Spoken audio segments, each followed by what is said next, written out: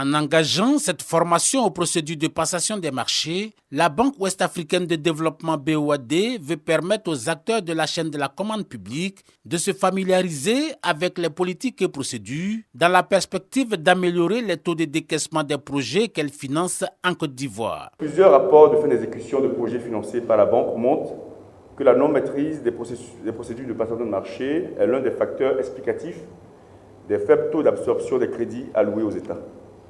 Il s'agira également de porter à la connaissance des participants les procédures et politiques de prévention et de lutte contre la fraude et la corruption de la BOAD.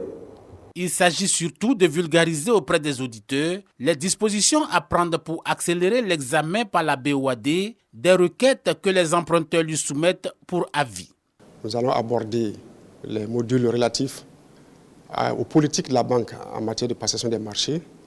Nous allons également examiner les canevas et dossiers types.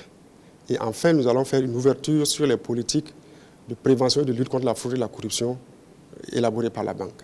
Une situation d'autant préjudiciable que la Côte d'Ivoire représente le plus gros portefeuille pays de la BOAD. Au 30 septembre 2023, la BOAD a ainsi financé 1111 projets publics et privés pour un montant global de plus de 7 800 milliards de francs CFA dans nos 8 États membres. Spécifiquement pour la Côte d'Ivoire, à la même date, les financements de la banque se chiffrent à plus de 1 400 milliards de francs CFA.